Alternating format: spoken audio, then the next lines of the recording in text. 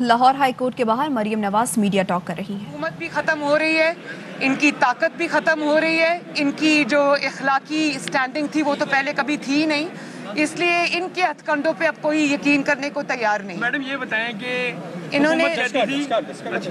آپ ڈسکا کی بات کرنے میں انہوں نے ڈسکا کے بارے میں سوال پوچھا، تو سب سے پہلے میں میڈیا کے تھرو ڈسکا کے عوام کو دل کی گہرائیوں سے نہ صرف مبارکباد دینا چاہتی ہوں بلکہ شاباش دینا چاہتی ہوں کہ انہوں نے نہ صرف اپنے ووٹ پر پہرا دیا، ووٹ دیا، اس پر پہرا دیا، بلکہ ان ووٹ چوروں کے حلق سے انہوں نے وہ سیٹ واپس نکلوائی اور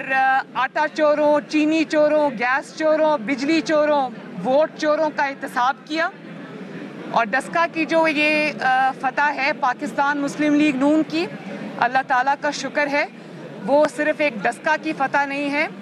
وہ بہت بڑی تبدیلی کا پیش خیمہ ہے۔ اس کی وجہ یہ ہے کہ مسلم لیگ نون نے یہ مقابلہ جو ہے وہ ریاستی طاقت اور مشینری کے ساتھ کیا ہے، جعلی حکومت کے ساتھ کیا ہے، جس کے اندر انہوں نے انتظامیہ، وسائل، 1 ارب روپے کے جو پیکیجز تھے وہ، اور کس طرح انہوں نے دھاندلی کر کے فروری میں، یہ دھاندلی کر کے بھی نہیں جیت سکے، تب بھی فروری کے الیکشن میں بھی ڈسکا کے مسلم لیگ نون جیت گئی تھی، لیکن انہوں نے رسوا ہونا اور رسوا ہو کر دوبارہ ہارنا زیادہ مناسب سمجھا اور ایکسپوز ہونا زیادہ مناسب سمجھا۔ تو عوام کو اب یہ پتہ چل گیا ہے، ایک طرف پوری ریاست کی طاقت، پورا پرائم منسٹرز آفس کی طاقت، چیف منسٹرز آفس کی طاقت، پوری مشینری، پوری انتظامیہ، پورے وسائل کا انہوں نے منہ کھول دیا، اور اس کے باوجود میڈیا پہ جس طرح نواز شریف کے خلاف صبح شام پروپیگنڈا کیا، انسٹیٹیوشنز کو استعمال کیا، جس طرح نواز شریف کی کردار کشی کرنے کی کوشش کی گئی، جس طرح پاکستان مسلم لیگ نون کو ختم کرنے کی، اس کو دبانے کی، اس کی کردار کشی کی گئی، ان کے لوگوں کو اریسٹ کر کے، تاریخ کی بدترین وکٹمائزیشن کر کے، پھر بھی جس کو کہتے تھے اس کی سیاست ختم ہو گئی ہے، اس نے لندن میں بیٹھ کر